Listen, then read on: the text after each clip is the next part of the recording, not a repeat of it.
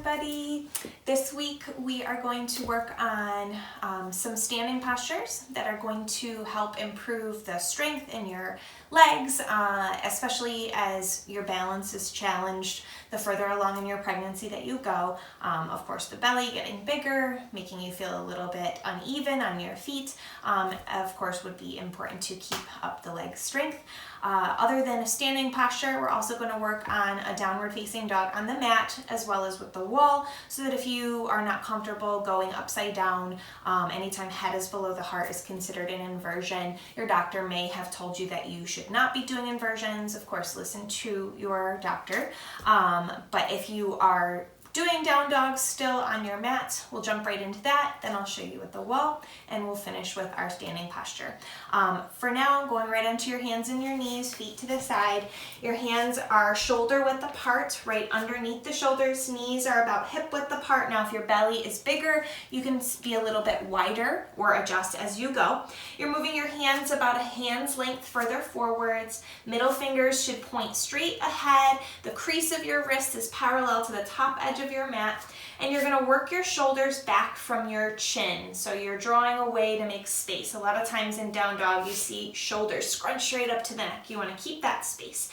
Now, as you soften your belly, taking a breath in, the exhale encourages you to engage your abdominal muscles so that the core is strong and supporting your spine as well. And you're curling your toes. Your tailbone lifts up as you lift your knees. You're pushing with the strength of your arms to bring your heart down to your feet.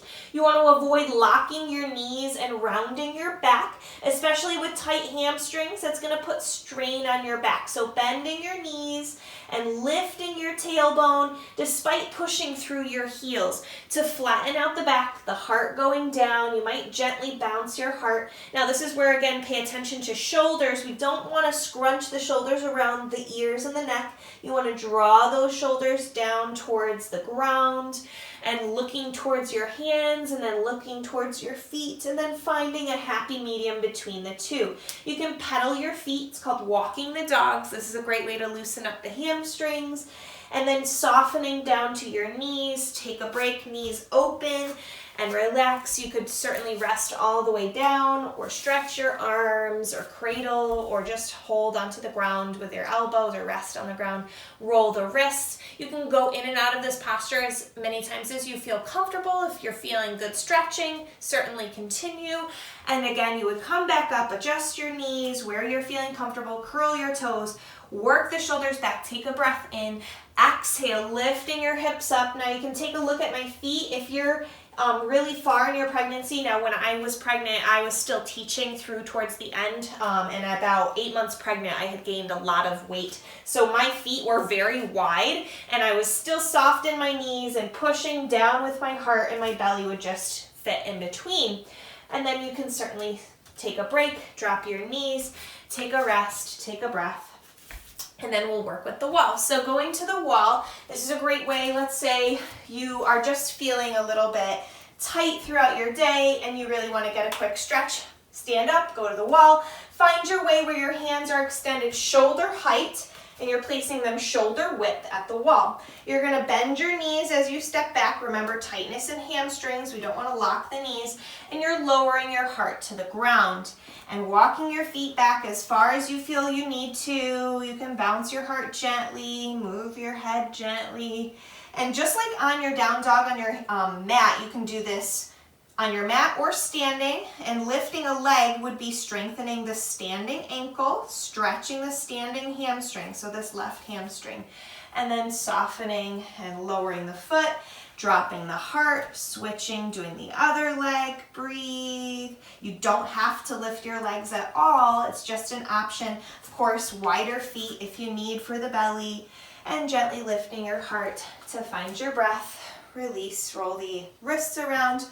The final posture is the goddess pose. So you're going to stand on your mat sideways and having, if your feet start with the inner lines of your feet parallel, you'll turn your feet out to the outer edges of your mat. You want to avoid your knees dropping in. As you open your hips, your knees go out in the direction of your toes as you sit down. The arms open to, it's called cactus position. Palms face the ears, 90 degrees, shoulder, elbow, wrist. You'll get some arm strength here.